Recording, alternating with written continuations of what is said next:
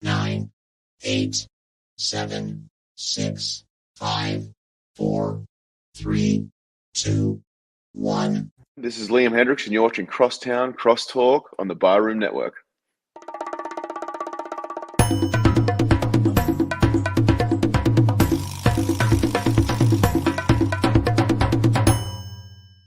Some may find the following disturbing. Discretion is advised.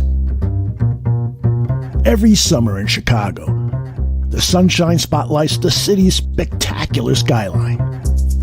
Its luxurious lakeshore, marvelous monuments, and the over 200 neighborhoods in the city. And it also brings to light two of the greatest sports franchises in the world. On the north side, it's the Cubs. On the south side, it's the White Sox. This is Crosstown Crosstalk.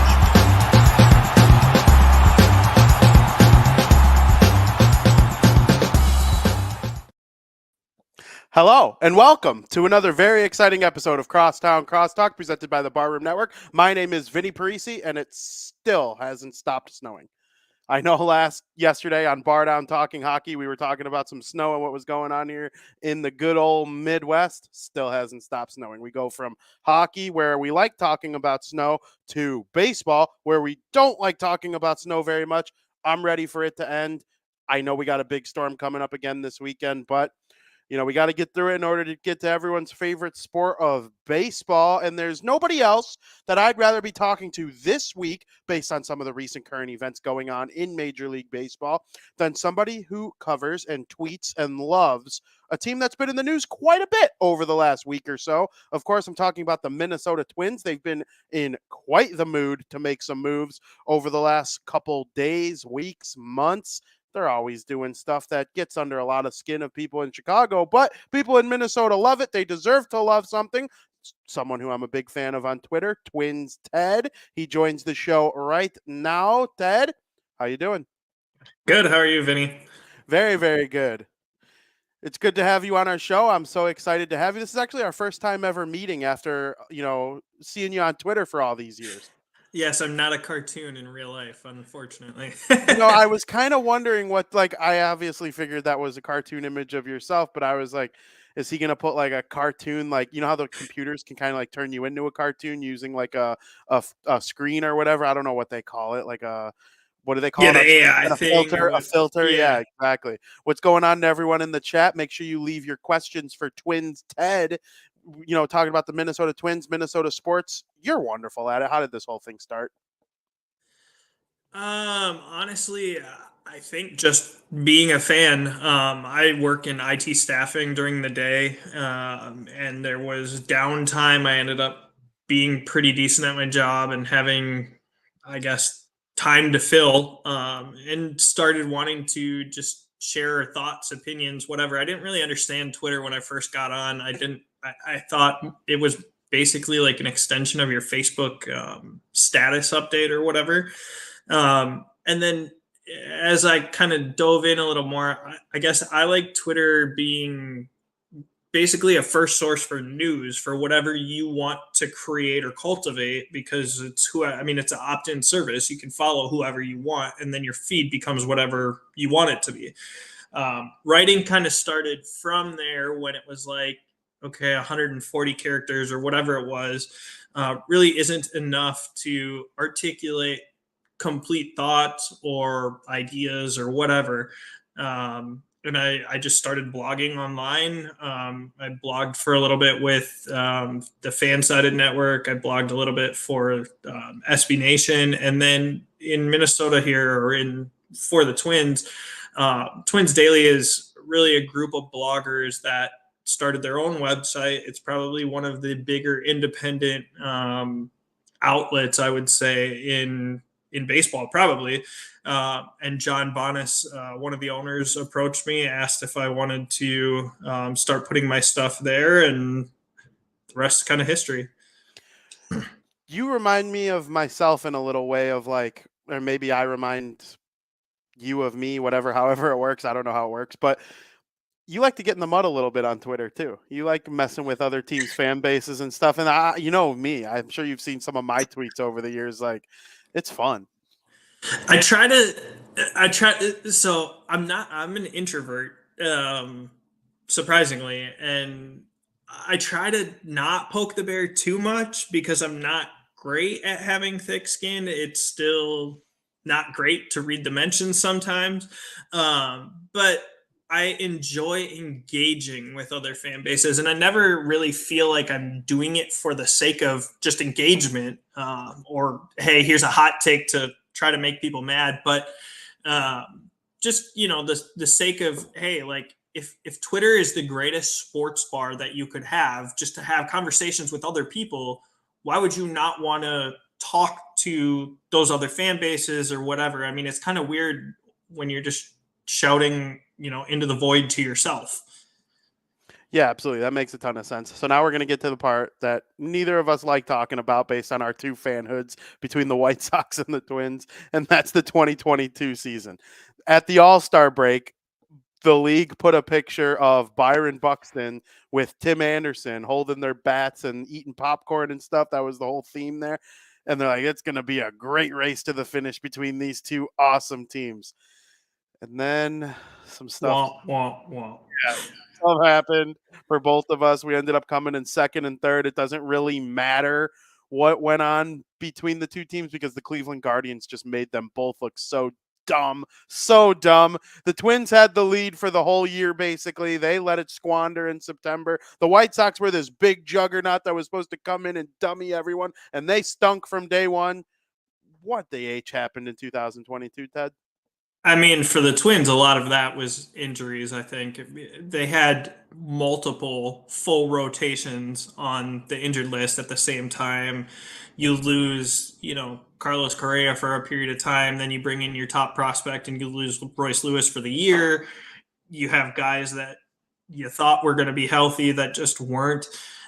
It's weird because you say the Twins and the White Sox, as much as the Guardians have been kind of the cream of the crop in the division of late, it's never, as a Twins fan at least, it's never really felt like they have a vocal fan base that is excited about wherever they are. I mean, their attendance was even terrible when they were pushing towards the World Series. So the Twins and the White Sox kind of hating each other and the fan base is kind of going back and forth. Like, that's a fun rivalry when both teams are good.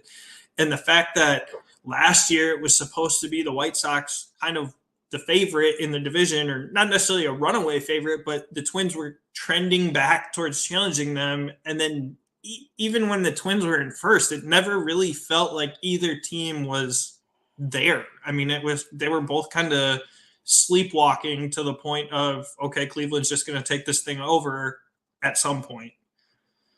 Yeah, and it was extremely frustrating to watch. Both teams dealt with a load of injuries, as you mentioned, with Correa and the prospect, and Buxton didn't play the whole year, I believe, right? Like, he's always he had he messed up his knee pretty bad, like I think 2-3 weeks in, on a slide against the Red Sox, and then he basically played the whole year dealing with having to get fluid drained off of his knee every couple days and whatever. I think he ended up playing like 90 plus games, but I mean, he had off-season knee surgery because of it. So yeah, he was never healthy. Yeah, absolutely. It was just a rough year all around. But now we turn the page and we start the offseason. And obviously the big news surrounding the Twins when they release these sweet, by the way, jerseys. I love them. Some people hate. I love all four of them. Maybe I'm just weird. That's probably the reason.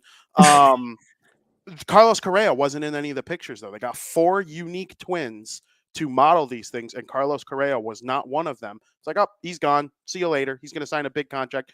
Goes to the Giants. Doesn't stick with the Giants because of his injury, whatever. They're worried about a long-term thing with his ankle, I believe. And then the Mets are like, okay, we have $1 billion, trillion, gazillion dollars. We'll give him some of it. And then they're like, wait a minute, maybe the Giants were onto something. And then the Twins swoop in, get him. It wasn't even a day that went by where they did a physical, like Rosenthal or Pass, and one of them had the tweet, and then boom, the Twins announced it as an organization, so it was legit and not going to get overtaken in a couple weeks. talk to me about Carlos Correa. So going back to the jersey unveiling, that was kind of cool. It was at the Mall of America. I think I like most of them. I thought I was not going to like the whites, but I like most of them. The little M kind of, I don't love it on a hat. It looks like a Marlins uniform or logo. But at any rate, three of the infielders were there. It was Polanco, Arias, and Miranda. And those three are very close with Carlos Correa. I actually covered that event for Twins Daily, and they had Carlos Correa on FaceTime at the event. So that was kind of cool that like they were just constantly in contact. Obviously, the Twins made it well known to Correa, and basically their fan base knew that the offseason hinged on his decision. It was frustrating from the get-go because there was really never a period in which he was going to sign that mega deal for less than $300 million. Their offer to him when they kind of first started talking was around $280 million. They ended up only going to $285 before he signed with the Giants. And it always felt like they didn't do enough. And yeah, that's a lot of money, and I get it, but a thing for the Twins and their fan base has constantly been, well, okay, we're in the mix for a guy. And yeah, you can say you tried, and $285 million is a lot of money, but when he's got a $330 or $350 or $350 million deal or offer, that's not even in the same realm. Like you didn't even make him consider it. Then thankfully, the way that doctors, and Scott Boras talked about this a lot during Correa's reintroductory press conference, I guess. Thankfully, doctors just view medicals as far as like an actual medical examination so much different than how you would view, I guess, like, what did he call it? Like your actual ability or your actual output. And so what the Giants and the Mets were so concerned about was that an MRI was showing potential problems down the road from a surgery he had relating to his ankle and his fibula back when he was a prospect, I believe 2014 or something like that. The Twins had told him, and I'd heard from multiple sources that they had told him throughout the process they weren't worried about his medicals. He played there an entire season, and their benefit was that their team doctor had worked with him every day in the training room, whatever. And so they knew like the functioning abilities of his body, of his ankle. And so when they put back their last offer on the table or got this thing moving again, it was very much known to him that, hey, this is not going to be a problem. Like, yes, you will have to take a physical because that's part of the process, but we're not going to back out because of something to do with your ankle. If something else crazy comes up, sure, but this is a done deal. And they pushed it too. I mean, very similar to the Buxton situation where they're getting a guy that is worth way more than $100 million, but that's all they have to pay him because he's been hurt and because he's already here and whatever. Correa's deal at 6 years is nothing. I mean, like the amount of money that they're paying him for 6 years is not a huge deal. And then they somehow also negotiated that the 7th, 8th, 9th, and 10th years are team options. Like he can vest them if I think he has the right number of plate appearances and stuff like that. But they can just from, I believe he'll be 35 or 34 or something like that when the first 6 years are done. They can basically just say every single year, do we think that you're aging poorly or not? Okay, you're not. All right, we'll opt in for another year. Like the way that it went from him signing with 2 other teams to landing with the Twins on a contract that is absolutely ridiculously team friendly. I mean, that never happens. It doesn't happen for Minnesota, at least. Yeah, and if you take what's going on with his ankle and all that, and it ends up being like perfectly fine, then like you said, you got one of the great steals in the history of the league because the Giants and the Mets, 2 teams that have been known to pay players in the past. It's not money clearly isn't an issue for those teams a lot of the time. going to end up working out in the Twins' favor. The only team that benefited from it, the Giants and the Mets getting cold feet, would be the Twins. What are your expectations for Correa now, though? Like, do you expect him to be that elite player that he's been over the last couple of years? Maybe I'm not talking about the back end of his contract either. The Twins are trying to win right now based on the roster that they have and the moves that they're making. Yeah, it's interesting too that like the Giants and the Mets were so concerned about an ankle when you're talking about 12 and 13-year deals. I mean, you can look at shortstops over the course of Major League Baseball. They don't age well. Like at 35, a lot of shortstops are done. Look at Jose Reyes. Look at Troy Tulowitzki. It's a demanding position, and sure, you can move to second base, third base, whatever, but it just doesn't age well, period. So you being worried about an ankle in the short term or even the long term, but being willing to offer a 12-year deal, like that's never, you would have been paying him till he was 40, 41. That's never going to be good regardless. I think for the Twins, last year he led the team in WAR. It wasn't his best year. He was an MVP candidate, I think, 2 years, something like that. And I think there's probably a little bit more in the tank. It looked pretty bad when he got hit on the hand with that hit by pitch, and he missed, I think, 2-3 weeks. But it looked like he was going to need to have surgery, or he had a broken hand or something. I think, you settle in to a place that now he knows is home. Last year, yeah, sure, he signed a 3-year deal, but everyone knew that was going to be a 1-year deal where he opted out. He has nothing now that he is playing for his next contract. He's gotten his mega deal. I think there's a very good chance that he could be a borderline Hall of Fame player. And it's interesting because he played, I believe, 6 years or 7 years with the Astros. If he doubles his WAR, which would be about what he'd need to do to get into the Hall of Fame conversation, he'd have 7 years total with the Twins, at least, through that 6-year deal. So you're talking about potentially, a Twins Hall of Fame caliber shortstop. And him playing at, I believe he's 28 or will be 29, next to Jose Miranda on one side, potentially Royce Lewis at second base at some point this year if things don't go well for Polanco, and Alex Kirilloff at first base. That's a really young infield, and it's an infield with, 3-4 top 100 previous top 100 prospects. It could be a very, very, very good group if he is going to be that leader. Yeah, and sometimes across all sports, guys who are he's not in an advanced stage, but guys who are like veterans, been in the league for a long time, when they get surrounded by some of this youth, they hit the fountain of youth themselves. And I think this thing could really be good for Carlos Correa. Now, one player that I was a little surprised to hear his name in rumors early in the offseason, and then it actually came to fruition, is the ultimate White Sox killer, as we see Southbird Titman in the chat say, happy to see him leave Minnesota. A lot of people in the division are feeling that way. Luis Arraez is one of the best hitters. He was one of the best hitters in the American League. Pure contact, batting title, all sorts of stuff. He hit for power every now and then. Guy was able to hit a home run here and there, but he gets traded to the Miami Marlins. What were your initial thoughts? Where are you at with it now? Based on your tweets, it seems that you have clear peace with the trade based on what the Twins are trying to do as a whole, and pitching has been an issue for all this time. Like, what's your takeaway here?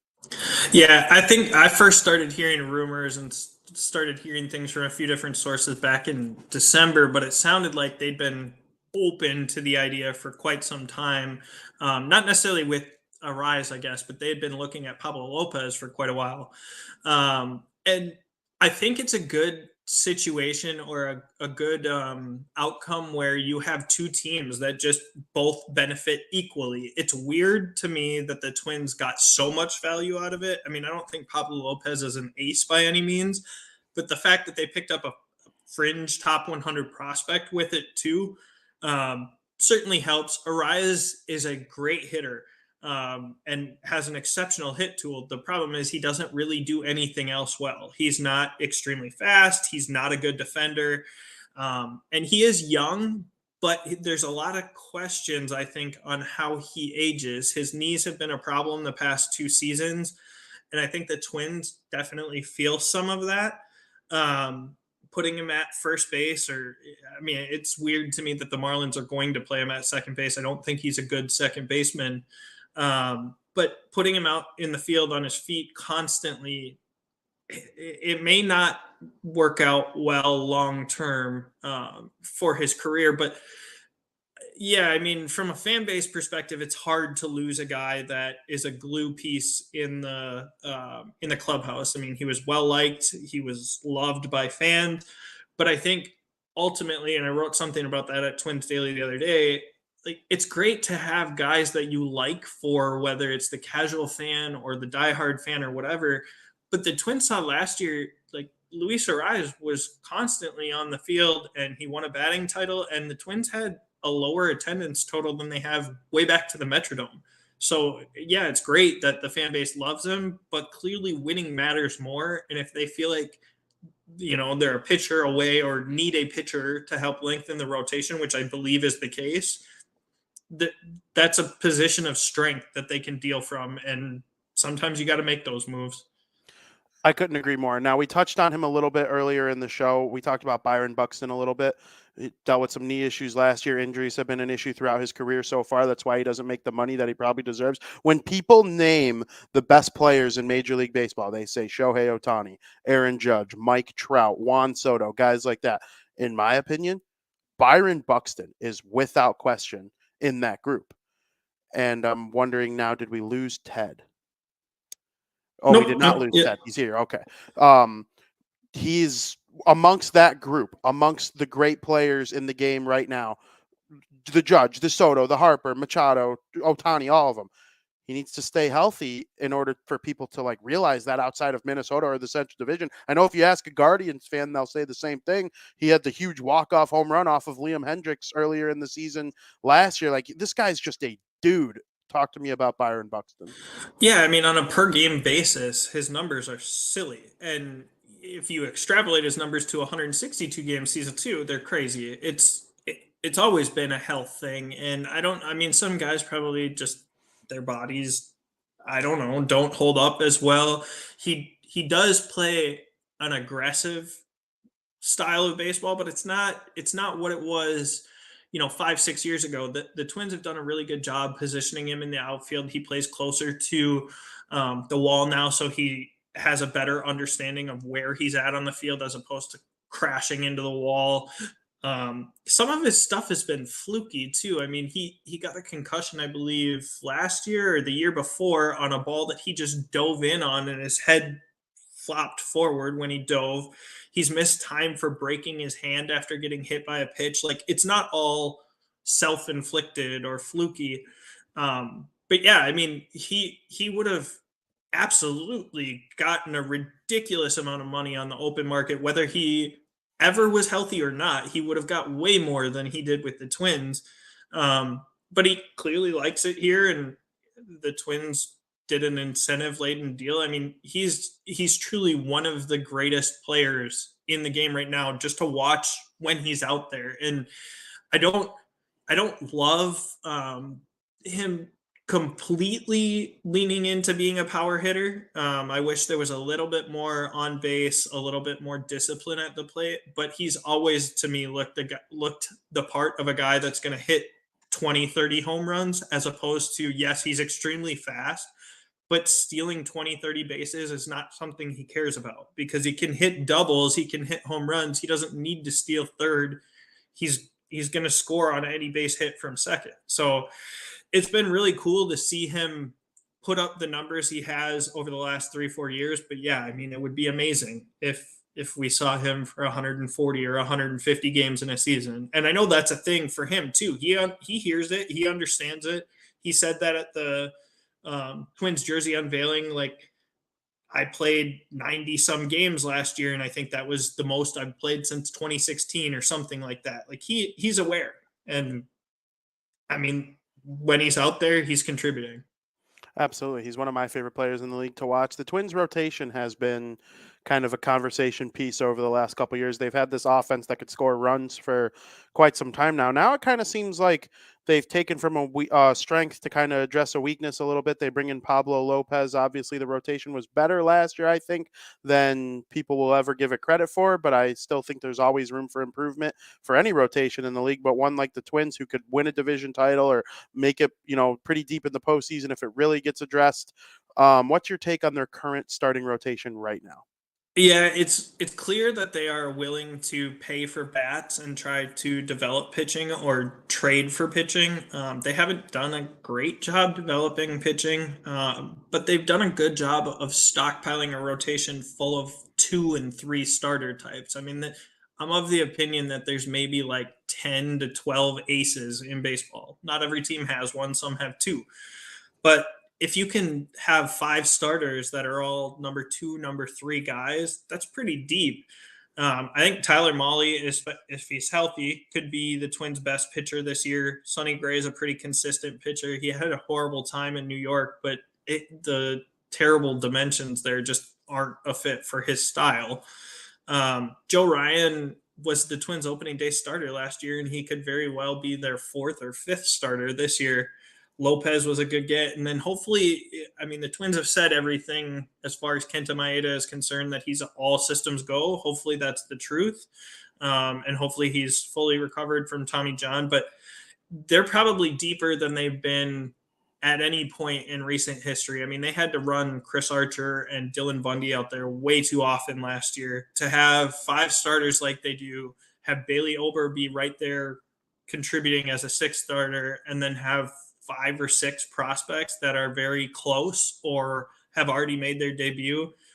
The Twins are in a decent spot rotation wise. It's not going to blow any top of the league rotation off the board, but it's a lot better than they've been at any point in recent history. How about the bullpen?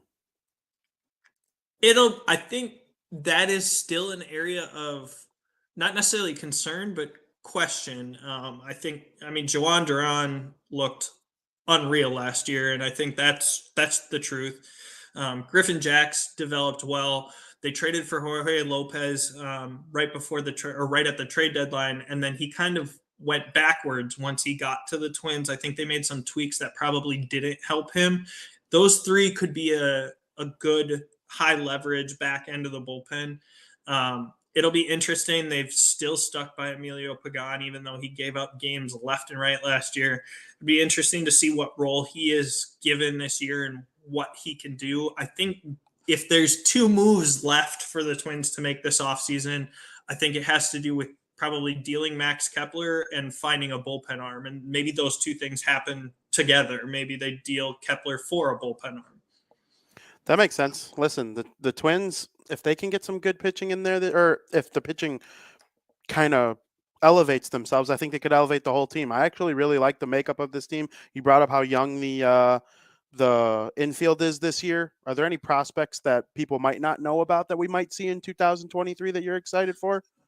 I think a lot of the guys that probably debut or that show up have kind of already been on the radar. Royce Lewis should be back midsummer. It's possible that I think he was 8th last year, their 8th overall pick. Brooks Lee could debut this year at 2nd or 3rd or something like, or if Correa misses time. I mean, he made it to AA last year and raked there. Despite just being drafted. I think we'll probably see or potentially see Austin Martin, who was the big piece of the Jose Barrios trade from the Blue Jays. His prospect status has lost a little luster, but and then Simeon Woods Richardson started, I think it was the last game of the year last year, and he was the other piece in that Barrios trade. He should probably get a significant amount of run this year as well in the rotation. Very cool. Now it's time to get to it with our teams battling each other next year. We don't have to talk any junk. We'll save that for Twitter in June when I'm pissed off that Byron Buxton hits a walk-off home run off of Reynaldo Lopez or something. I'll save that for June or July. But in all joking aside, who are you more worried about in 2023? If your answer is no one, say it with pride. But the Guardians or the White Sox, or somehow the Royals or Tigers? I think it's definitely Chicago. I think the Guardians are underrated and there's talent on that roster, and clearly they won the division. I think it's a little young and therefore a little bit more volatile, but I think, and I said this consistently on Twitter last year, I think one of the biggest problems the White Sox had outside of injuries was their own self-inflicted mess with Tony La Russa. I mean, just getting rid of him as a manager and letting that roster breathe. I think the White Sox are right there. I think it's the Twins and the White Sox division to go after again. Obviously, Cleveland will be there. They have consistently been there. The farm system there is good, but yeah, I think the White Sox roster is still pretty scary. I mean, you've obviously watched the Royals play a bunch in the last couple of years. I don't know if you watch them when they're not playing the Twins, but I mean, we all watch the AL Central a fair amount. Do you have an opinion on Pedro Grifol? Like, do you like take your Twins hat off and are strictly talking baseball? Yeah, I mean, I don't know him all that well or have a thought there. And I watch plenty of other baseball outside of just the Twins. I think I'm a big Baldelli fan. I've always been like give other people opportunities as opposed to just recycling managers. And I get Reinsdorf had a great relationship with La Russa, but there was a reason that he had been out of the league for so long. The game had changed so much. I just think even if it wasn't Grifol, like the come up of just advancing from Tony La Russa is substantial, regardless of who it would have been. So Grifol being able to step in and kind of make that team his and readjust the locker room and the clubhouse, like I think they're going to see some substantial benefit from that. I completely agree. I'm happy to hear that people from outside the fan base also feel the same way. People who it would kind of sting a little bit if that were the case, to be honest with you. And so hearing stuff like that come from an opponent like that you play a lot, that's good to know. Now, we saw the Hall of Fame come out the last couple days. Scott Rowland makes it to the Major League Baseball Hall of Fame. They start talking about 2024. I noticed a certain name on there, a guy who used to be a thorn in my side. I start thinking about all the great Chicago killers. Luis Arraez was starting to make that list, but like you had Nelson Cruz. Obviously, Aaron Rodgers makes me want to do terrible things. Same here with Rodgers. Yeah, exactly. You feel the pain on Rodgers. We'll actually get to that in a second. But Joe Mauer, outstanding player. He's got a good case for the Hall of Fame. Go ahead, make your case. Yeah, I don't understand his detractors thinking it's not a slam dunk. I mean, he's won multiple batting titles as a catcher. He was arguably one of the greatest offensive catchers in Major League history, and he was a great defender as well. Obviously, a lot of people are clouded by the fact that he went to first base after injuries and was not the same player. His contract is a problem for a lot of Minnesotans that, he signed a huge deal and then got hurt or wasn't as effective. My biggest thing with his contract has always been, I mean, in baseball, you aren't paid for future performance. You're paid, owners and teams get to keep guys for 7 years while they make nothing and are sometimes the most productive of their careers. That's what you're getting paid for. Yeah, sure, you would love it to continue going forward, but there's no guarantee you're going to age well. But Mauer as a catcher is right there with Posey numbers wise. He's not far off of Piazza. I don't see a way he doesn't get in, and the stipulations of him not being a first ballot or what. I wrote something about that at Twins Daily the other day too. It's so weird to me in a year where very few people, or it seemed like very few of the writers used all 10 spots. It was a lighter group. Scott Rowland deserved to be in. Todd Helton probably deserved to be in too. Now you're adding a group that really the only surefire fits are Beltre and Mauer. I don't understand how they both wouldn't go in on the same ballot. If you believe Joe Mauer is a Hall of Famer, I don't understand how you wouldn't believe that in 2024, but you believe it in 2025 solely because you don't want to vote him in on a first ballot. There's not enough guys to keep him out of the top 10. Put him in. So I'm very much looking forward to seeing him in Cooperstown. I'm happy someone else said it too. That's annoying when people are like, he's not a first ballot. Like, what? If you're all what does that matter? Yeah, like it just makes no sense to me. Like there are guys who like you can he and haw about, and like that might be the reason they're not a first ballot Hall of Famer, like Scott Rowland, like Todd Helton. There are people that, think it, and there's discussion and persuasion and stuff like that. When they're a Hall of Famer, but they're not quite like the all-time like S tier players, what's the difference if they're still a first ballot Hall of Famer? Like not every Hall of Famer is created equally. We understand that. I'm trying to think of some, like Mariano Rivera is a Hall of Famer, and so is Frank Thomas. They're Hall of Famers in different ways. Like we understand they're not the same. One's the Yeah, greatest closer of all time. One's arguably the greatest right-handed hitter of all time. Top three. Like we understand it's different. Why does it have to matter? yeah, it's very odd, and I think the writers would benefit from, instead of voting 10, just doing a yes/no system. Either you're a Hall of Famer or you're not. But even if that isn't the system, it's not hard to look at the ballot that way either. And just, is Joe Mauer a Hall of Famer? Yes or no? If he is, why do you check him a year after he goes on the ballot? Because you don't want him to go. It's weird. It's posturing. It's the way people. I don't know. So much of the Hall of Fame has become more about the vote itself and the writers and the columns that they write and the way that they feel about a player from their time covering them than it actually is the museum or the enshrinement process as a whole. Absolutely. I can't wait till there. I don't know if there's ever going to be change in my lifetime, but I hope there is, because it's just way too old school for me to take it too seriously. But I would like to see Joe Mauer whenever my like biggest rivals are so good and they make me so angry. That's like a level of respect, in my opinion. And so Agreed. it's nice when they go on to be Hall of Famers, because it's like, okay, this is why the White Sox had their face in the Twins' butts for 10 straight years, because Joe Mauer and Justin Morneau and all these guys were freaking awesome. And Joe Mauer was one of the leaders of that crew. Speaking of things, Minnesota, I want to veer off the Twins just a tad here, talk about the Vikings a little bit. You're a big Vikings fan, right? Yeah. Yep. Season So ticket holder, cover the Vikings a little bit. okay, cool. I like that. So where do they go from here? I mean, this was it's one of the more unique seasons I've ever seen from any NFL team. I watch football as a whole. I'm sure you do too.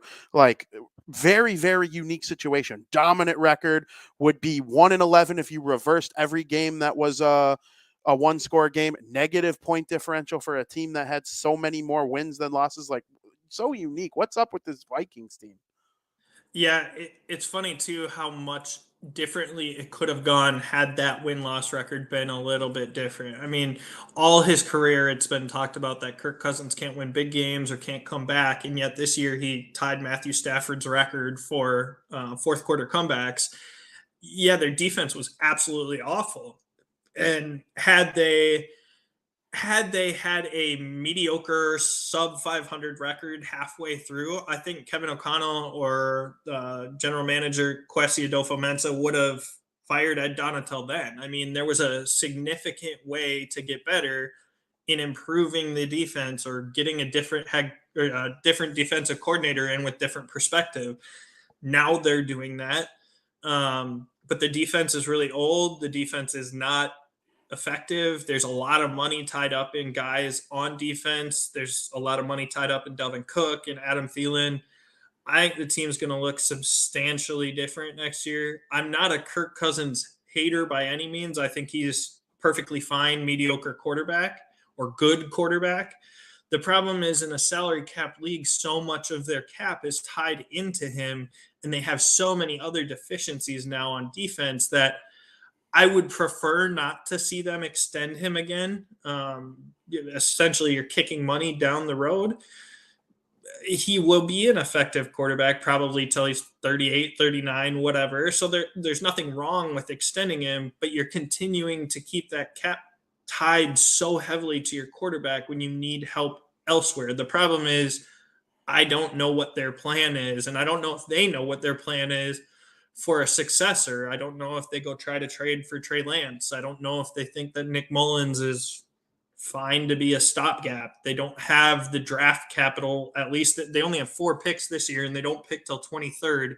You're not going to get a top quarterback with that. So I don't really know where they go, but I think that the team will look drastically different next year. I think there's going to be a lot of fan favorites: Cook, Thielen, Harrison Smith, Eric Kendricks. I would not be shocked if all of those guys are gone. Yeah, maybe history will repeat itself a little bit with some old Green Bay Packer quarterbacks finding their way to Minnesota for a year or two. I think that after stopping in New York as well. Yeah, after exactly, which is very possible. That's actually a very good point. But I do believe you can win with Kirk Cousins. My problem is the same thing with Dak Prescott. I believe you can win with Dak Prescott, but when you have so much money tied into them, it makes it harder to win with them because you have to surround guys like that with such pieces, which is why San Francisco is so successful. They don't have a top flight quarterback. They're using Brock Purdy.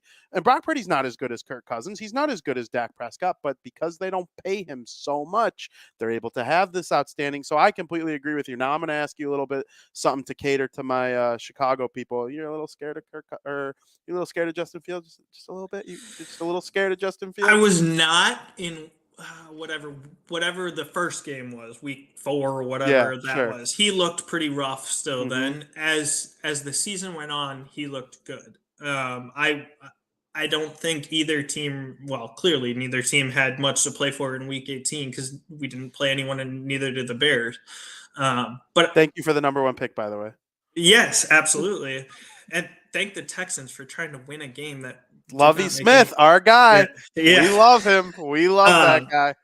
But I think Justin Fields has a chance to be a solid quarterback. They need to put some pieces around him. There's Chase Claypool seriously wasn't it, or obviously wasn't it. But no, I think Justin Fields has a chance to be good. He probably needs to take a few less hits, but that'll come with age too. Absolutely. Do you get into any other sports besides baseball and football, or are you pretty much just kind of stick to those two? I watched the Wild. It was fun when the Wild and the Blackhawks had a fun rivalry there for a while when the Blackhawks were winning Stanley Cups. Kaprizov is a lot of fun to watch. So I'll watch the Wild. I'll watch the Timberwolves, but they've been such a horribly run franchise for so long. Anthony Edwards is a blast. I wish they had a better team to highlight him. I'm not a huge Cat fan. I think they should move on and try to build around Ant. But yeah, baseball, football is bread and butter.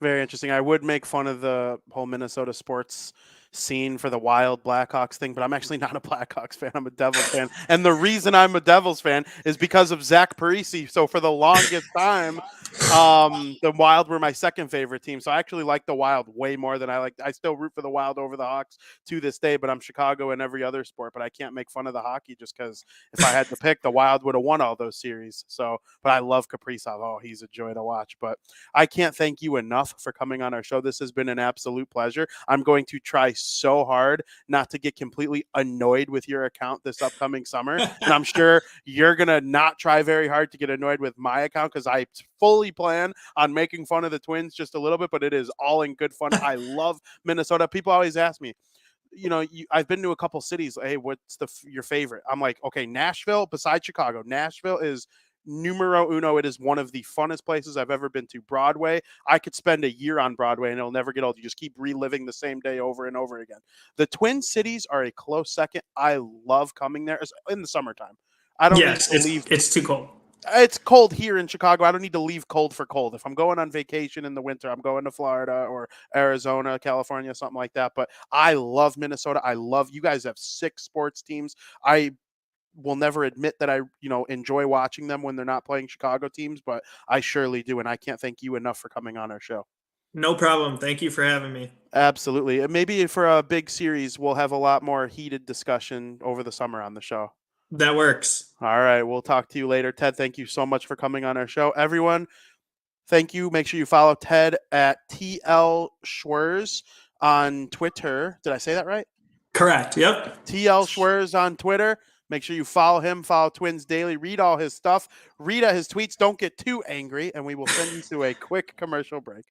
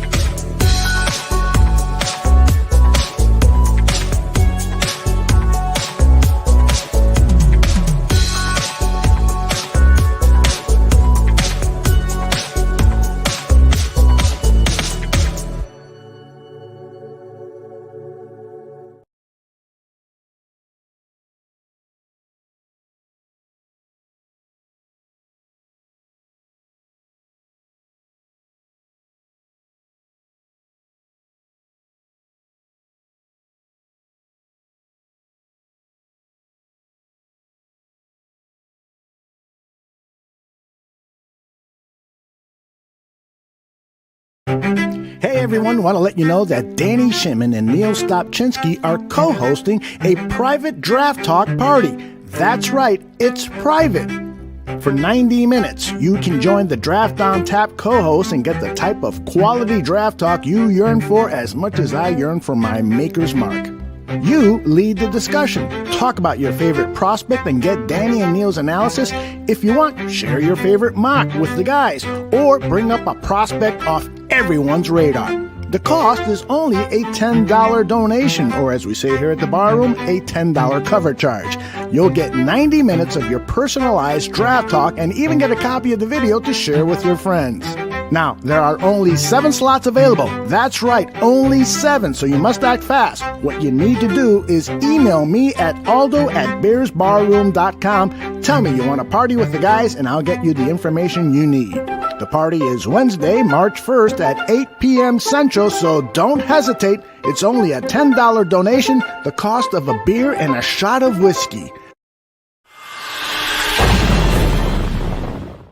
A beer and a shot of whiskey price to talk with those draft gurus? You better believe it.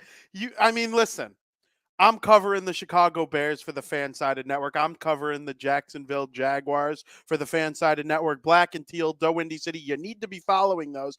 I promise that a good portion of the knowledge that I come up with for my pieces for those websites is going to come from the great minds of Danny Shimon and Neil Stopchinski. I am so looking forward. They could take my $10. I'll pay them $20. I can't wait to get all in on all that kind of stuff. I'm going to let other people go in and be a part of the show. I get to go on the show, whenever I come on these shows.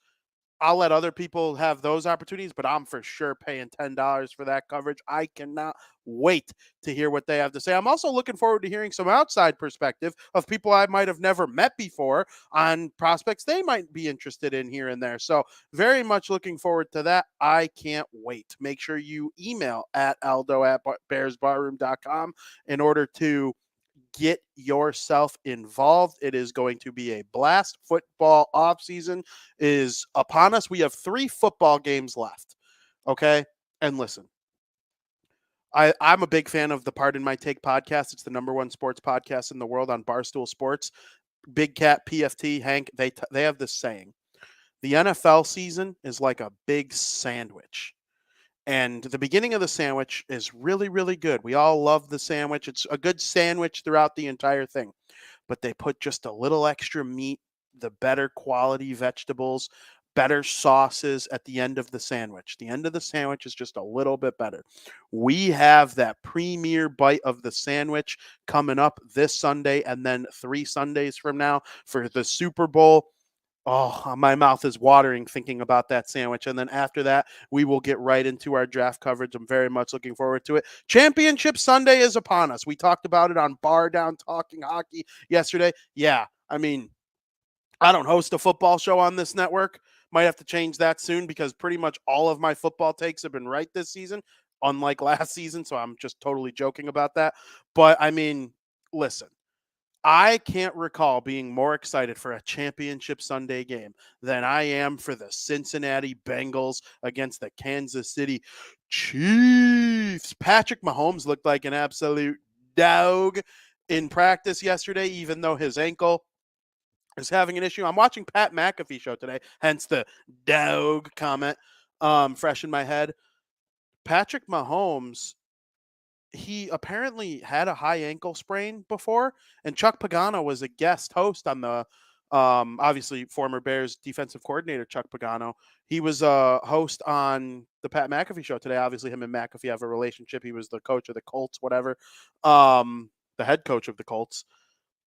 When you have a high ankle sprain once, your muscles kind of like they heal, but when you get another high ankle sprain, I guess the tension, the issue, the strain, isn't quite as bad the second, third, fourth time for a high ankle sprain. It's always the first one is the very worst. And that could be helping Patty Mahomes with his recovery podcast. That's coming from Chuck Pagano, who stated that he heard it from doctors who are smarter than him from when he was in the league. So high ankle sprains, they could be tricky. But according to him, the second one for Patrick Mahomes isn't going to be quite as bad as any first one that he's dealt with in his life. And that's obviously great news for Kansas City Chiefs fans as they get set to take on the Cincinnati Bengals. What a quarterback matchup that is. I've seen Joe Burrow play in person with LSU, and he was just as good then as he is now. I am 0% surprised seeing him on Championship Sunday for the second year in a row. I think that is going to be a marvelous game. Yesterday on Bar Down Talking Hockey, I picked Burrow and the Bengals to win, but I am not sure about it.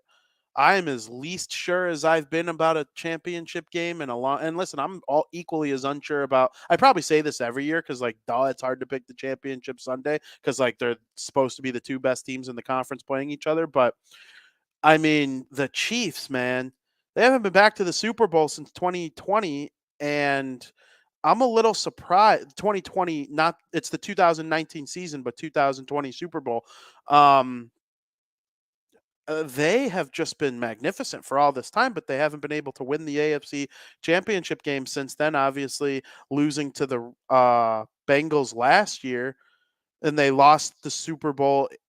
I guess they didn't win they won the Super Bowl in the 2020 year and then lost it in 2021. I'm stupid. We talk about that on this show a lot. But they lost to the Bucks, obviously. But man, those Chiefs, it's hard to pick against them. Burrow, so good, right? Like, he's elevated himself. He's right there with Patty Mahomes for top quarterback in the NFL. Josh Allen took a little bit of a step back these last couple weeks. In my opinion, I would take Joe Burrow all day, every day over pretty much everyone except for Mahomes. And we'll see. I'm very much looking forward to that game over in the NFC. The Philadelphia Eagles. The Eagles are getting ready to host the San Francisco 49ers. I think it's been obvious that those are the two best teams in the NFC for 5, 6, 7, maybe even 8 weeks now. Like, about Thanksgiving, I think we started to really realize that those are the two best teams. The Eagles kind of from day one were looking like that, but the 49ers have really elevated themselves. They went with Trey Lance. They ended up with Garoppolo. Both of them hurt. Now they got Brock Purdy, Mr. Irrelevant out of Iowa State. Just an interesting story they are. Another hard game to pick because I'm watching my good friend Colin Cowherd do his show on Fox Sports FS1, and he's ranking the top 10 players in the game. And there were a couple Eagles in there, but man, most of them were 49ers. And the 49ers roster is just so good. But they have Brock Purdy, who didn't look that great last week against the Dallas Cowboys, but he was able to find a way to get the win. The Eagles have Jalen Hurts, who's probably going to come in second place for the most valuable player in the NFL, only to Patrick Mahomes, who I think is going to win it. That could be the difference, right? If the 49ers have a slightly better roster, but the Eagles have the quarterback with a still pretty damn good roster, that could be the difference too. I picked the 49ers yesterday on Bar Down Talking Hockey. I'm not confident with that pick either. If the Eagles played the Chiefs in the Super Bowl, I would be 0% surprised. I literally think any of the possible combinations for the Super Bowl is something that could happen. But man, I'll tell you, I'm very much looking forward to Championship Sunday, and there's no better place to watch coverage for Championship Sunday than here at the Barroom Network and reading about it at the different fan-sided networks as well. I know Arrowhead Addict is getting ready to cover the Chiefs very, very well. I'm drawing blanks. Stripe Hype is the Bengals. I'm drawing a blank on the Eagles and the 49ers, though. I'm going to have to figure that out because I'd like to promote them as well. But, man, we do great stuff covering our teams, and make sure you are reading, watching, following along. We have another guest coming on our show here in a couple minutes. I haven't done this very often. I've done it once or twice, having multiple guests on the show. But most of the time, it's having one guest live and one pre-recorded. This actually might be the first time I've had two live guests on the show at the same time. So Crosstown Crosstalk is going to be a little bit longer than it usually is during the off season, but hey, that's what we live for. Baseball's coming up. I'm having a show basically about the two teams I don't cheer for very often. We talked about the Minnesota Twins, who are probably coming into this year right there with the Guardians as the number one rival in the division. And then the Chicago Cubs, the other team in town. I have a very good guest that I'm getting ready to introduce. We're going to have Paul of Crawley's Cubs Kingdom coming in to talk to us about the Chicago Cubs and what's been going on with them this offseason. I am very much looking forward to this conversation following a wonderful conversation with Twins Ted. One thing I wanted to touch with before we, bring him on, and we have a couple topics to kill time until he gets here at 3:05 p.m. Mike Clevenger. I mean, really? What are we doing here? Mike Clevenger is being investigated for domestic abuse of the mother of his 10-month-old child. And the White Sox haven't cut him yet. They're not going to make a comment until due process is figured out. But the girl literally posted photos of like the marks and, the kid getting used chewing tobacco thrown at him, at it. I don't know if it's a boy or a girl, to be truthfully honest with you. But like, I don't need to see Mike Clevenger pitch for the White Sox. I just don't. There are plenty better options out there. And listen, even if he was a superstar, I'd be saying the same thing. He used to be a superstar, and the White Sox were hoping that he could get back to that. But I just don't need to see Clev pitch for the White Sox. I don't. I have no interest in it. Obviously, I will watch the White Sox regardless in 2023. That's my team. That's what I do. But not looking forward to watching him pitch if they don't cut him before the season starts at all. I just can't believe that it's even a question in some people's mind. Like,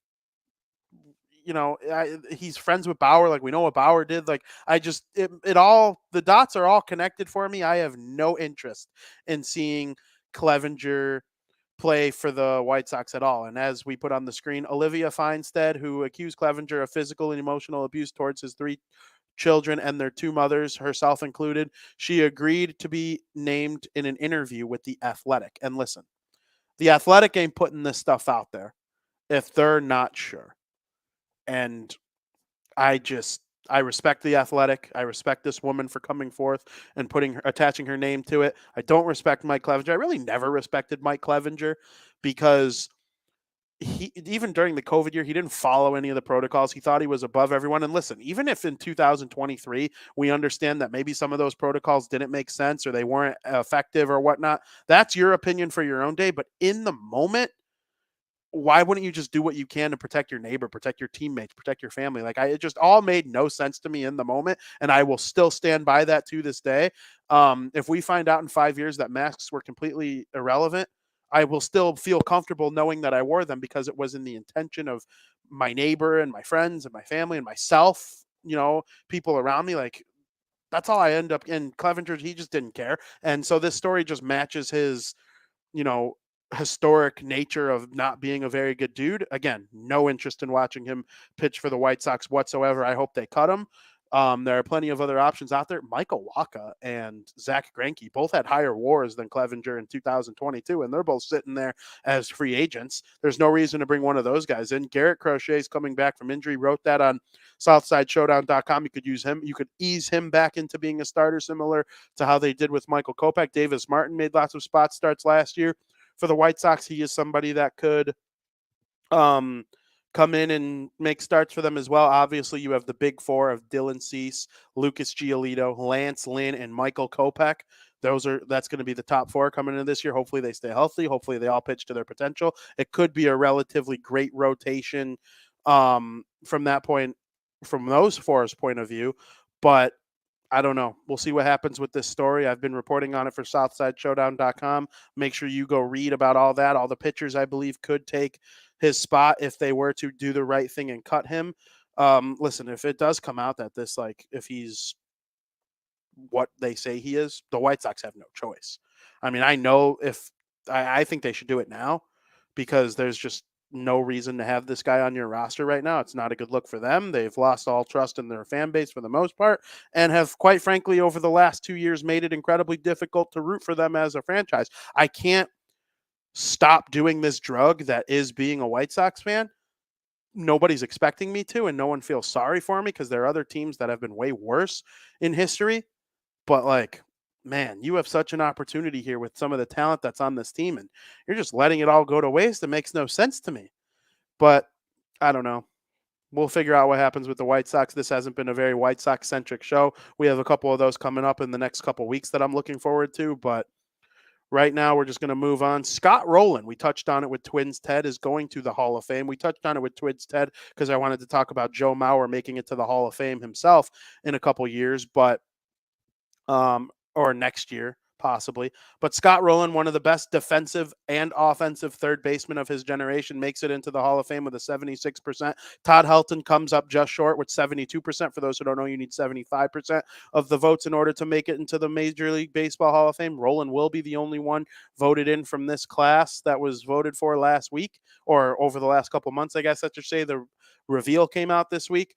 Scott Rowland, great player. I have a Scott Rowland memory. When Scott Rowland was on the Phillies in the early 2000s, I was in T-ball and I was on the Phillies, and I remember I was number 16, and I remember looking up who was number 16 on the Phillies, and I saw that their best player was Scott Rowland. He wore number 17. Are you kidding me? I was one digit off of having the same number as the best player on the Phillies. I remember that being kind of annoying to me. Obviously, he changed it to 27 when he ended up with the Cardinals. But, man, those days with the Phillies, he was one of my favorite players in the whole league. I loved Scott Rowland, and I'm very excited that he is now, after all these years, in the Major League Baseball Hall of Fame. Congratulations to him. Sox are interested in a Kansas City Royals second baseman, according to Ken Rosenthal of The Athletic, formerly MLB Network, ESPN, blah, blah, blah, blah, blah. Kansas City Royals second baseman Nicky Lopez from Naperville, Illinois. Obviously, a local kid has a chance to play for the White Sox if they were to make this move for him. As of right now, they plan on using they have Bobby Witt Jr. to play shortstop, and they have Michael Massey to play second base. That would make Nicky Lopez available. Obviously, the Naperville, Illinois kid, he went to Naperville Central. The White Sox could use a second baseman. He wouldn't be a backup or a bench piece playing for the White Sox, so they should bring him in. I honestly think it would be a great trade. He's a very good fielder. He's not that great of a hitter, but honestly, does he have higher upside than a Romy Gonzalez or a Lenin Sosa? I absolutely believe he does. A little birdie, one of my sources told me that instead of it being Nicky Lopez, though, it could end up being Michael Massey instead, because the Royals aren't positive about him in the long term, and the White Sox they'll try anything. Michael Massey's not from Naperville, Illinois, but he did go to Brother Rice, so also some local flair from him as well. I think he'd be a great fit for the White Sox coming into the 2023 season, but we'll see if the White Sox are interested in upgrading the second base position. I have been told they will not pursue this, but I think things kind of have changed a little bit surrounding the White Sox ever since the Clevenger news came out. They got to do something to make themselves look better, right? I mean, you signed a domestic abuser and you didn't know about it. Not a lot of people are going to believe that. I don't know what my stance is on it. I'm going to take a long time to really review it and discuss it internally with my own brain, because it's the brain I trust the most, and we'll figure it out. But for right now, yeah, it would make the White Sox look better if they made a move that made it at least seem like they were trying to improve their team. Hopefully that's the case with second base. We touched on the Luis Arraez trade with Twins Ted. Obviously, that is a significant move in the scope of Major League Baseball. They plan on having him play second base, which, as Ted pointed out, is a little bit of a surprise. I thought they'd have him play first and keep Jazz Chisholm Jr. at second base and then use Gene Segura, who they signed, at shortstop. But they are going to use Chisholm in center field. It was actually Chisholm's idea to do that, and they're going to use Arraez at second, a little bit surprising, and Gene Segura is going to play shortstop. So the Miami Marlins trying to compete in one of the hardest divisions in Major League Baseball. Of course, the Atlanta Braves 2021 World Series champions, Philadelphia Phillies 2022 National League champions, and then the Mets are supposed to be the best team of them all. Nationals, they stink. They're not going to be in contention at all. But the Miami Marlins, they're going to try and be a thorn in everyone's side this year, and the Luis Arraez trade proves that with a couple other signings that they've made so far this offseason. They're not going to be as bad as people think. I don't think they are competing for a playoff spot in the National League anytime soon, though. So with that, it is time. We have our next big guest coming on our show.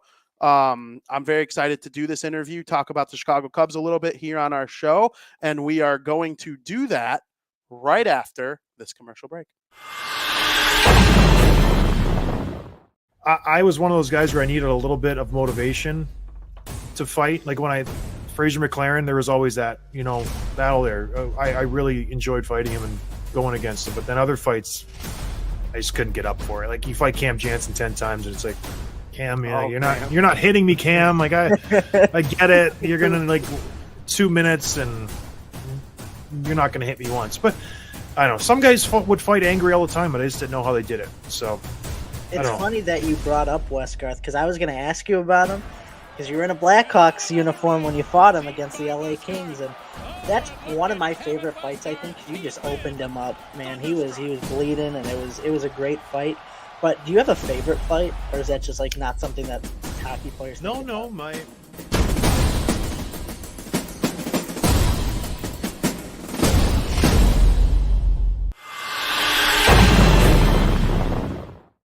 If you haven't seen that interview with John Scott, former Chicago Blackhawk, Minnesota Wild, Buffalo Sabres, San Jose Shark, Arizona Coyote, Montreal Canadian, you need to go to the Barroom Network's YouTube channel, Facebook page, wherever you could find podcasts, Apple, Spotify. Go check it out right now. It is one of the coolest things we've ever done on this network. I'm very proud of it. You need to go listen to it. It's outstanding.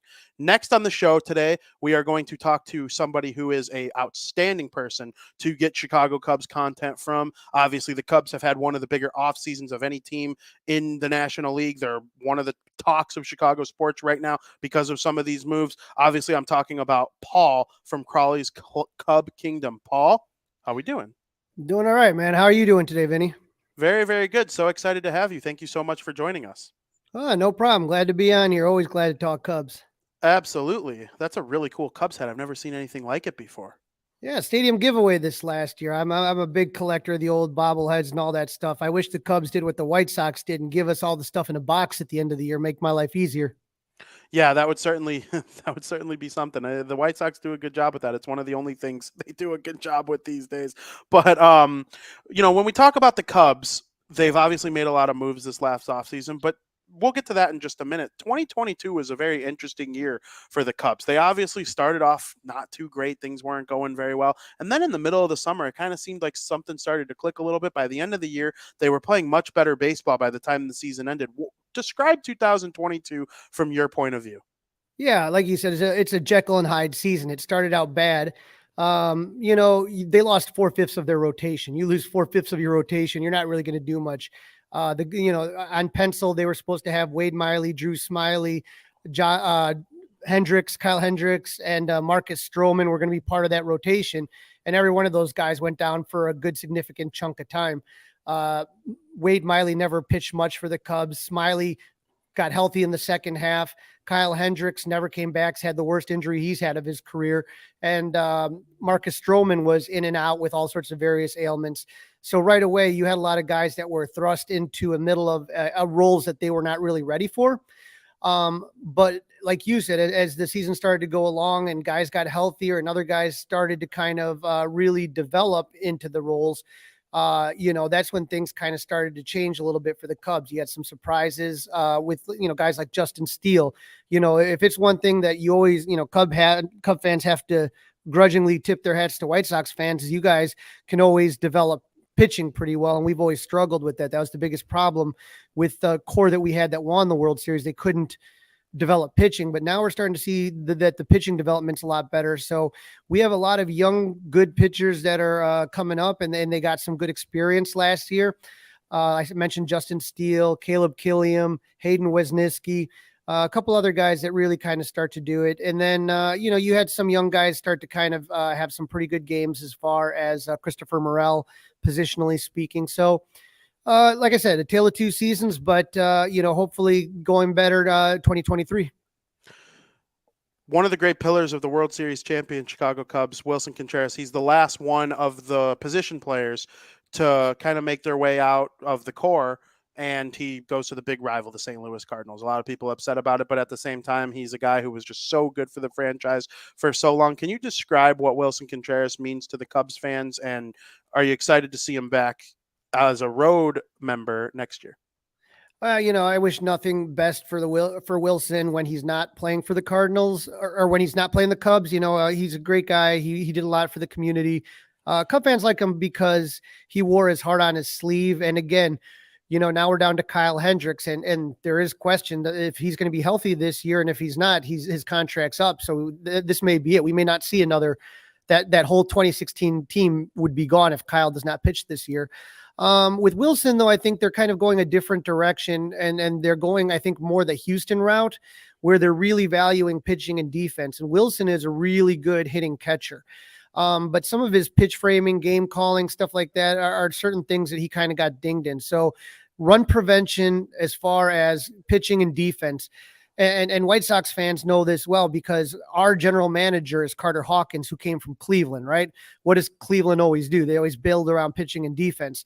So I think that's the route that the Cubs are going to do, is that if you looked at the numbers of the ERAs or the whips or any whatever metric you want to use when Wilson was catching versus Yan Gomes, everybody looked, other than Marcus Stroman, I think was the only one that was slightly better with Wilson. All of the guys, like ERA was like a point lower when Yan Gomes was catching. So, I mean, I think that's kind of the direction that they're looking. So they got Yan Gomes, they got Tucker Barnhart, so I don't think that's going to make up for Wilson's offense. But as far as defense and game calling, like I said, that's I think really kind of the mantra this year is run prevention. And so that's why I think Wilson's no longer a Cub. They didn't want to pay 5 years.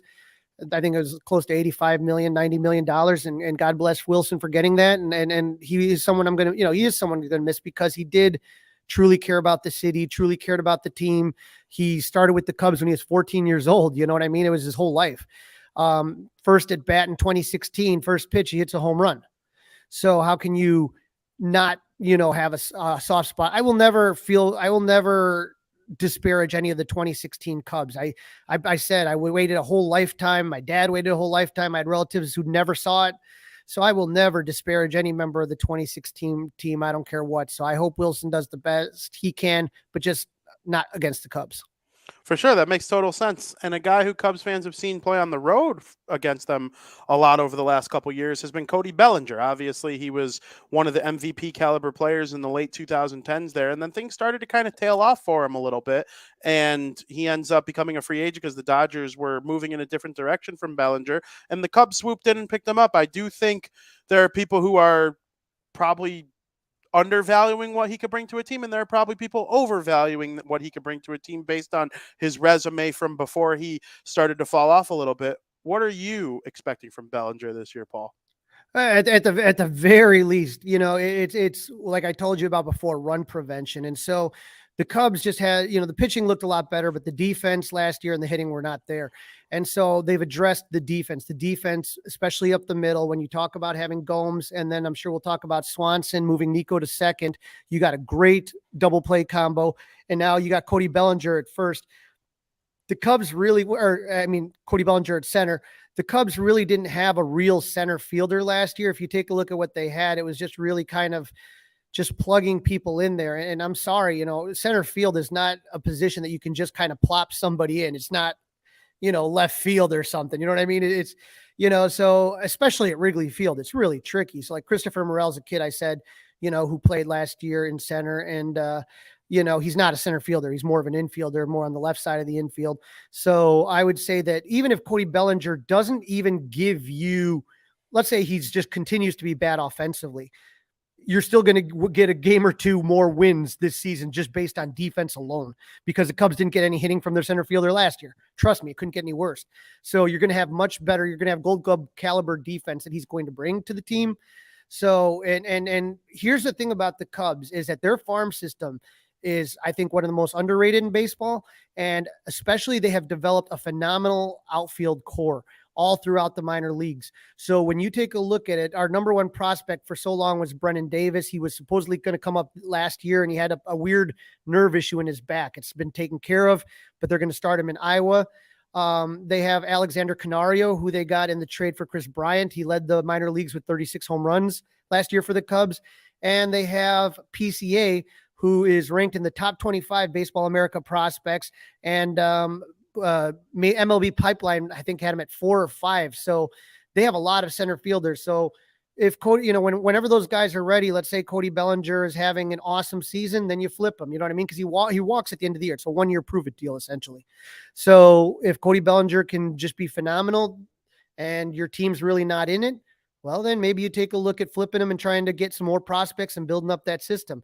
If he's doing really well, then who knows? Maybe you try to make a run with it and see what happens. But I'm in a much happier position. The Cubs are in a better position this year than last year. Absolutely. I completely agree. And even if he hits poorly, as people say, he's still hitting 15 to 20 home runs while playing this outstanding defense. So I'm happy for Bellinger. I think it's a good deal for the Cubs. And you nailed it. We are going to touch on Dansby Swanson. Obviously, it was my next question. You preached defense. The Cubs are trying to become a better defensive team. Dansby Swanson, he really didn't have a breakout offensive year. I mean, he was okay, but last year was the first year he was like really, really good with his bat. But it's always been about the glove with Dansby Swanson. He was the 9th hitter in the World Series in 2021 for the Atlanta Braves. Like, it hasn't always been what it is now with his bat, and we don't even know if he'll be able to repeat that again, but he'll be pretty good, everybody assumes, and the glove is right there. What did you make of the Cubs spending all this money on one shortstop like that? And you're probably right there with me, it being a great deal. Yeah, I mean, when you took a look at, gosh, you were looking $300 million deals, and you're talking 10, 11 years, and you're going like, oh boy, for Cub fans, we got that Jason Hayward contract that like scares the bejesus out of us of giving someone that much money. And then, that's the thing. I don't care what anybody says. Oh, just bench him. Most teams don't bench a guy making 25, 30, 35 million a year. I mean, that's going to cost you your job if you're the GM. So, Dansby Swanson, I'll be the first to admit it wasn't my first choice, but I think when everything kind of panned out and we all kind of took a look at it, the other thing that he brings and what you're going to see with this team and a lot of the free agent signings that the Cubs made this year, whether it was Cody Bellinger, whether it was Dansby Swanson, whether it was Tucker Barnhart, whether it was Jamison Tyone, and then most recently Trey Mancini and Eric Hosmer. These are great clubhouse guys. These are guys that come from a winning pedigree. And I think that was something that was sorely lacking last year was leadership. I think Wilson is a good guy. Like I said, wears his heart on his sleeve. But I think as far as the, people taking charge in the clubhouse, certain expectations of how you play the game, I think that they've done a really good job threading the needle. They haven't, other than Dansby, and the Cubs don't have really anyone in the shortstop system that's, coming up in the near future other than Dansby. You know what I mean? All these are more short-term deals. So you're not blocking any of your young players. And when those young players do come up, they're going to have an experienced veteran locker room that's going to kind of make sure that they're playing the game the right way, preparing the right way, doing all the right things.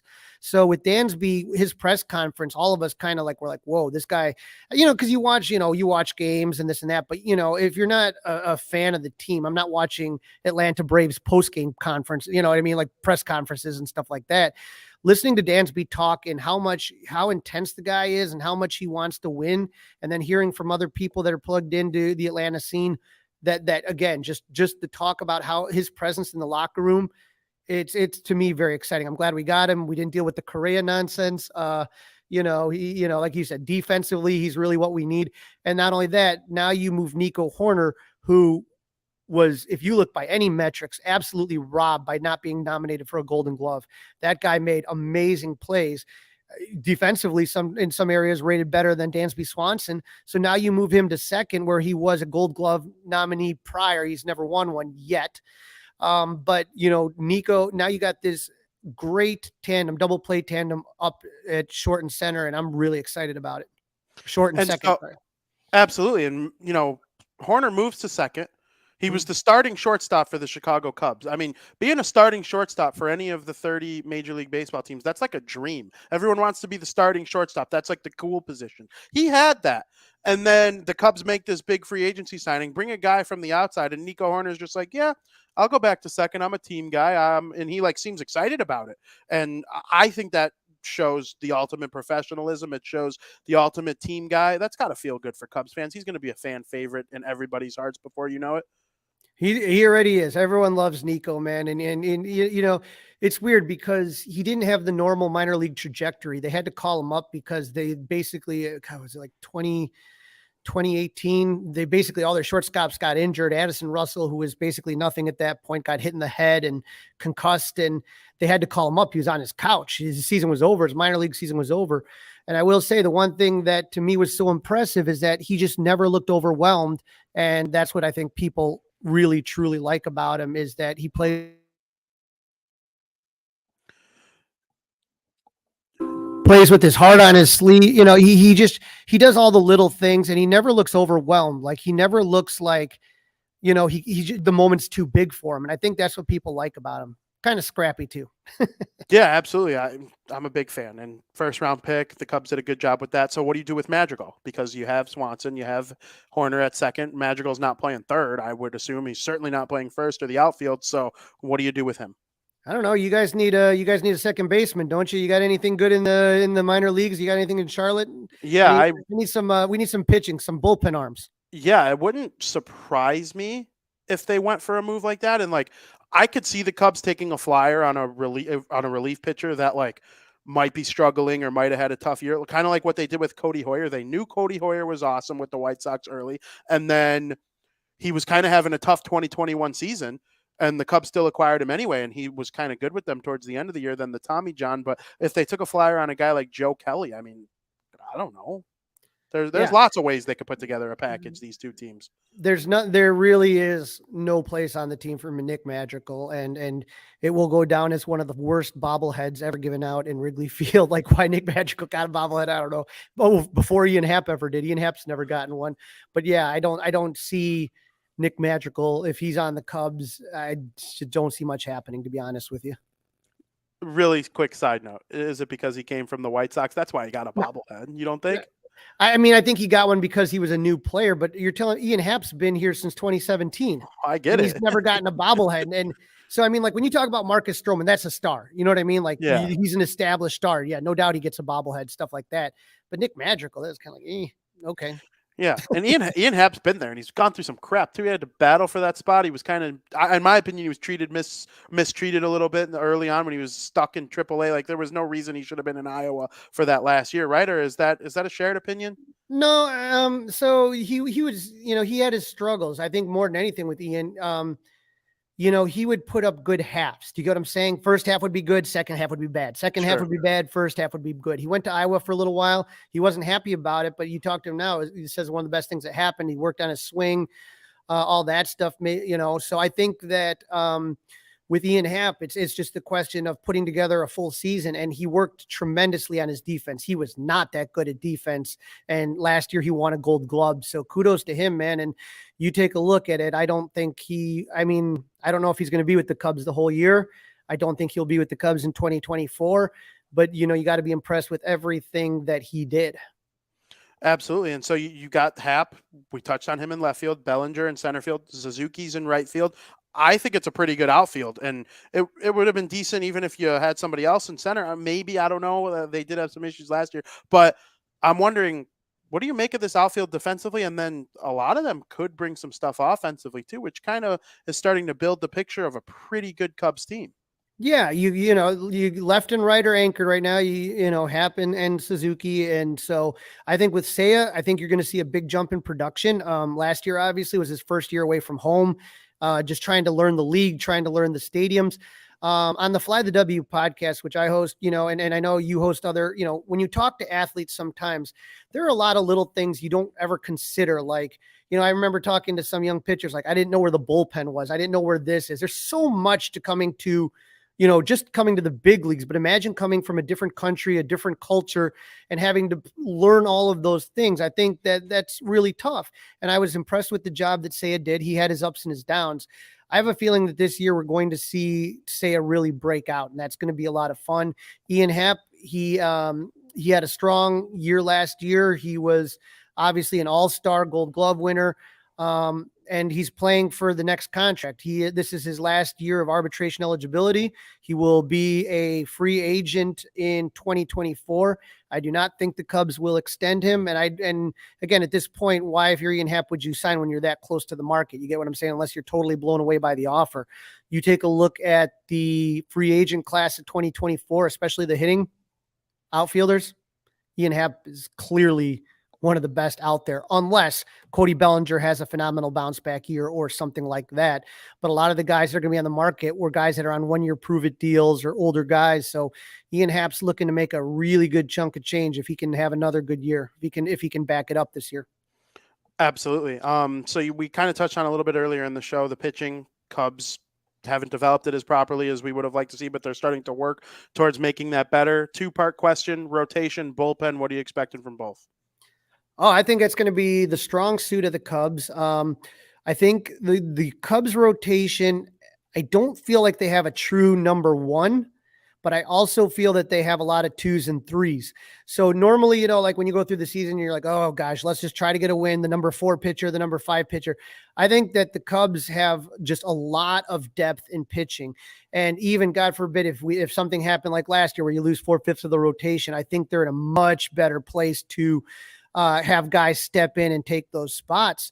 So I think that the rotation and the bullpen is going to be their strength. I think you're going to see a lot of guys, we're starting to see this more and more in baseball, just in general, where starting pitchers, go 5, maybe 6 innings, and then have someone come out of the bullpen for 2 innings. And I think the Cubs are going to do that. I think they have a lot of guys that they're grooming to be starters that will kind of take those piggyback roles. So, I mean, the main question right now is who's going to close for the Cubs. I think that's the biggest question mark about it. But I think other than that, and what the Cubs have done over the last few years is with their pitching infrastructures, they've shown that they've been able to cobble together a bullpen. So, kind of sometimes they find these discarded parts and all of a sudden these guys have phenomenal seasons. I think back into the 2021 season where you had Andrew Chafin have a comeback year, and Craig Kimbrell had a good year. And who's the guy we traded to you? Ryan Tepera. Yeah. So, I mean, that was in 2021. And then 2022, they turn around and they have Chris Martin and Scott Efros and Dave Robertson. And they're able to, they took all those bullpen pieces and were able to get good returns on them. So I think whatever they're doing in the bullpen, I'm not too worried about it. I'm curious to see who the closers are. And I think with the Cubs minor league system, you're going to start to see guys coming up pitching that can hit triple digits, which you haven't seen with the Cubs in a long, long time. So I'm very, you see that more and more baseball guys throwing 98, 99, 100, 101. I think you're going to start to see that in the Cubs system, and that's going to come through first through the bullpen. So we'll see what happens. There's a guy, Adbert Alzolay, who was injured last year, and he has absolutely wicked stuff, but he just struggles. And I wonder if a bullpen role is not better suited to him. And so we'll see. He's a good possibility for the closer. Yeah, I thought Alzolay was going to really take off after how good he was in the short season, and then pretty good in 2021 as well, but it wasn't like that last year. One thing I noticed about their free agent signings that they made this last year, so 4 out of the 5 big free agent signings, and they've made more signings here and there, but the 5 big ones, and you could correct me if you disagree or if you think I'm missing one: Bellinger, Swanson, Mancini, Hosmer, and I'm missing one now. I thought of the 4 of the 5. I didn't write them down. I should have. No, it wasn't Tyone. Barnhart. It was Barnhart that I was thinking of. Those were the 5. 4 of those 5 have won the World Series, and at different points. Do you think that's by design? Are the Cubs trying to bring in a little extra experience for some of the younger players that are there? I think they're here to bring experience. And again, I kind of touched on this a little bit earlier, is that locker room presence that was lacking last year. These are guys that have a pedigree. And so when you go into the clubhouse, I think it is going to be, managers don't like to micromanage the clubhouse. Do you get what I'm saying? And so when David, people don't realize this, but in 2016, David Ross, he wasn't a great player. What he was a great leader in that locker room. He's the one that kept guys in line. He's the guy that sometimes would bark at you. He's a guy who would put his arm around you. And that's what David Ross brought to the 2016 Cubs. And again, it's different when you're a player and you're on the field than when you're a manager. It's different. It just is. And so I don't think they had any of those type of guys. They traded away a lot of guys. And I think that they needed to bring in some guys that were going to, tell the guys how it's going to be in the locker room, how they're supposed to be performing, how they're supposed to be preparing, what the expectations are. You have to have a winning mentality sometimes. And as you brought up, all of these guys have that background, that resume that shows winners. So, I don't think any of these guys are going to be long-term Cubs for the majority of them, other than Dansby. But they're guys that can come in and make a difference and really, I've listened to every press conference they've had, and every one of those guys were asked about, their influence on younger players, and they brought up the players that kind of helped and influenced them. right? And so they know what their role is, they know what their job is, and that's going to be really important as we get to the second half of the season and you start to wonder when, like I mentioned, Kevin Alcantara, I mentioned PCA, I mentioned Brendan Davis. Matt Mervis is a guy that's in MLB pipeline number 7 for first baseman. There is a lot of young talent that is really kind of bubbling up. And so, if these guys do start to make rosters, it's going to be good to have some of these guys out there. And again, with a lot of these guys that you mentioned, they also are Gold Glovers, and that's where that run prevention that comes from. When you talk about Bellinger and when you talk about Barnhart and you talk about Hosmer, those are, obviously Hosmer's not the defender he once was, but he's still a guy that can pick them. You know what I mean? Yeah, absolutely. And I think that's a great, thoughtful answer. I actually couldn't agree with it more. And you made me think of in the World Series when Anthony Rizzo was in a glass case of emotions and David Ross kind of like talked him through it. And I'm sure they're hoping that they could get a little bit of that from some of these guys, obviously to a far less extent with their expectations of the season. And speaking of the expectations of the season, the National League is kind of tough right now. And I'm looking at it from like a grand scope of the entire NL. You figure that the Dodgers are going to win the NL West, and one of those 3 monsters are going to win the NL East, talking about the Mets, Phillies, and Braves. And then the other 2 probably make it. The Padres probably make it. Do the Cubs have to win the Central Division to make the playoffs? I mean, it's tough sledding in the National League right now. It's tough sledding. And the other thing is that this is the first year that every team is going to play each other, right? So that kind of is like, oh God, when you think about the NL East or even the NL West, you know what I mean? When you think about, having to face the Padres and having to face the Dodgers and all those teams, it's going to be harder than normal. You're going to have a lot less games within the division. And let's be honest, the Cubs division's not that great. So when I look at, I would much rather play Pittsburgh than having to play more games against some of these other teams and some of these AL teams as well. So it's going to be tough. St. Louis is looking really, really good, as they always do. So, I'm hoping that, you never know, man. Sometimes you just get a little bit of magic. Like, the biggest concern for Cub fans right now is where's the offense going to come from? How are you going to put up the crooked number? You need a lot of things to go right. If Cody Bellinger comes back, if Eric Hosmer looks like he did, in 2021, a lot of ifs and, that's the thing. So, if one of the big things that the Cubs struggled with last year was base running. They were just absolutely abysmal on the bases, just dumb. And so a lot of toot blands and all that stuff. So I'm hoping that, they're working on that because they can't do that. They can't give up outs on the base paths and stuff like that if they're going to try to manufacture runs, because I don't see a lot of guys hitting 3-run homers all the time. This is going to have it to be a team that's pesky and finds a way to get it done by being smart. And we'll see if the increased size of the bases helps out or what, but that's what they're going to have to do if they're going to want to get some runs going. Absolutely. Paul, I wanted to ask you one more question before we head on out of here. Is there other sports you follow, or is it just the Cubs? No, man, I literally, what do they say?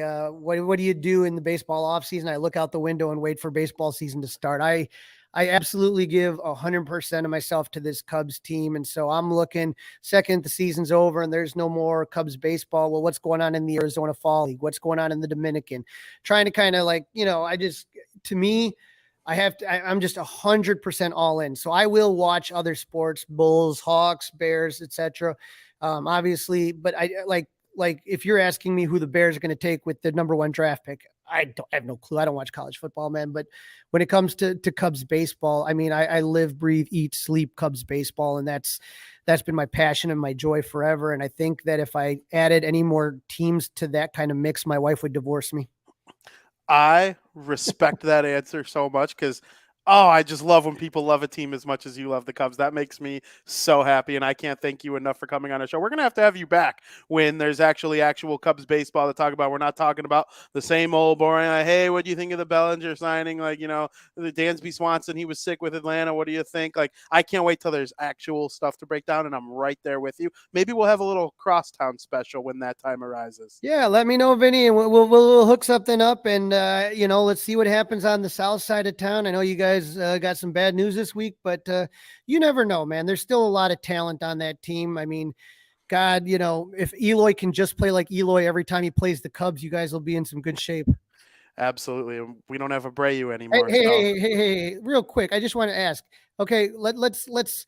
You guys robbed us before. We're going to give you Nick Madrigal, and we want Dylan Cease back. Okay. I don't think there's a baseball executive, past, present, future on Mars, anywhere in the world that would consider such a thing. Vinny, I will tell you too, though, is that somebody did this brilliant article. Why did Jose Quintana have such a bounce back year? They're not using the juice balls anymore. So when the Cubs got him from the White Sox, that was during the juice ball era, and he was giving up home runs that he wasn't giving with you guys. And now we're sitting here, and now Jose Quintana, look at what he did last year. I'm like, God bless it. We gave away Eloy. I knew Eloy didn't bother me as much because I knew that the only role he really had was DH. I saw him in the field, and I was like, oh, God, this guy's just brutal. I knew if he was going to do something, it would have to be his DH. But when they threw in Dylan Cease, I was like, oh, please no. And I'm like, I just know exactly what's going to happen here. He's going to turn out awesome. And the Cubs finally develop a pitcher, and he's going to be winning Cy Youngs for the White Sox. So Nick Madrigal, I'm just saying, buddy. Yeah, well, you know what? The Jimenez trade, that certainly worked out for the White Sox. I have no complaints whatsoever. And I wasn't rooting against Quintana. I loved Quintana. Yeah. He was great for the White Sox. I was rooting for him with the Cubs. I truly was. Yeah. And you did pretty well in the Sammy Sosa trade, right? Yeah. Call a spade here. You did pretty well in the Sammy Sosa trade.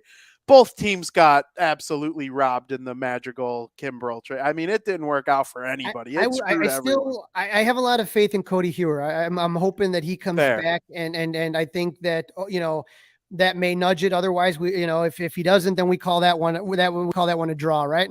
Yeah, so we'll be 1-1-1 after that's all said. And I still think you won the trade because, yeah, the Sox got Pollock. He ended up being annoying. He annoyed me that he took less money to walk as a free agent. Like, you hated it that much? Really? Tony's gone. Like, what? Give it another shot. Well, okay, we don't want you anyway. Have fun. I think it was Seattle he ended up with. The Cubs, they at least will get something for Madrigal. They got Cody Hoyer. I don't think there's any way you call that anything other. It's a slight win for the Cubs. Yeah. They didn't blow out the White Sox like they did with the Sosa trade or like the White Sox did with Dylan Cease. But, like, if I got to give the edge to someone, I'm picking the Cubs.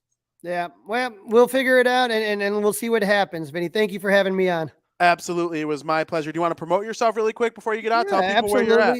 If there are Cub fans out there listening, you can find me at Crawley's Cubs. It's right there in the bottom left. That's my Twitter handle.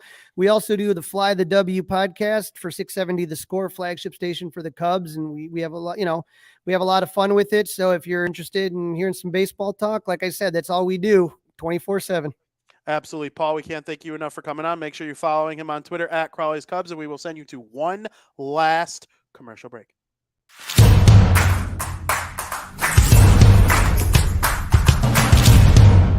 Come on, man. We're going to Baltimore. The Wire is the best show of all time, and I've never seen such riveting TV where I actually felt like I was in East and West Baltimore every single episode. And it was just absolutely riveting and captivating from season 1 all the way to season, to it finished up. And I'd put True Detective up there. McConaughey and Woody Harrelson. I mean, come on. It was just so well shot, so well written, directed. Like, I feel like it's underrated as far as that list goes. Really good.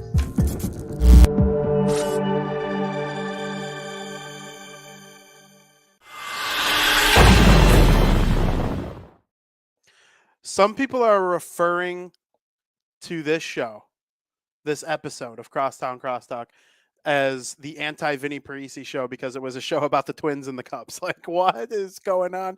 This was awesome. I'm totally joking. I loved every second of that interview with Paul. He knows his Cubs. Not only does he know his Cubs, that man loves his Cubs.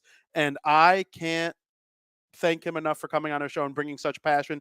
I always say it. I seldom find people with a passion for their favorite team that matches like mine or the people I associate myself with. That, like, when I find new people that love their teams as much as I love my teams, man, it makes me feel so good. So I'm rooting for Paul to have a really good season with the Cubs and 670 The Score podcasting and all that kind of stuff. credit to him. It was a great show. And then, of course, Twins Ted, we can't thank you enough for coming on our show as well. Make sure you follow him. This was an outstanding broadcast on the Barroom Network. Once again, Crosstown Crosstalk has big things planned for the summer and what's coming on. I like when the shows are longer. Obviously, it's my favorite thing in the world to do. They're a little bit shorter during the off season when there's less things to talk about during the off season. I come on, give you the news, maybe have a guest here and there, and then leave. Now that we're starting to get close to the end of the season, I think there's going to be a lot more content coming your way from Crosstown. I'm very excited about the future of this show. Of course, I'm excited about the Barroom Network as well. Tonight, Mac and Reed, 6 p.m. And then, of course, 9 p.m. Science Fiction. You are going to want to watch both of these shows as, you know, you do sports, you do entertainment, movies, video games, everything here at the Barroom Network. There's no better way than those two shows tonight here on the Barroom Network. I'm excited about it. You got to check them out tonight. Again, 6 p.m. Mac and Reed, 9 p.m. Science Fiction. Those are Central Standard Time zones. This was an outstanding episode of Crosstown Crosstalk. Hour 40 minutes. It's been a minute since we've had an episode of Crosstown this long. I love it very much. It was a great episode going over the Minnesota Twins, the Chicago Cubs, the Miami Marlins, making fun of the White Sox a little bit. I mean, that's what we do.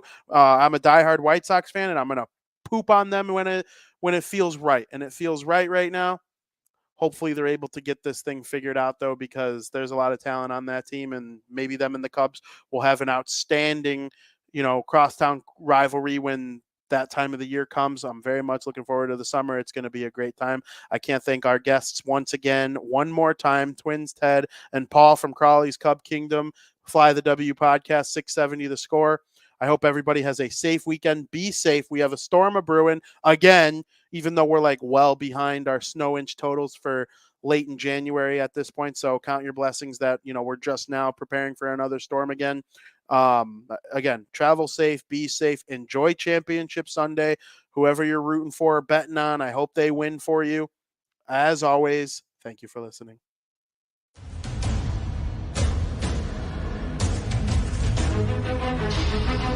Thank you.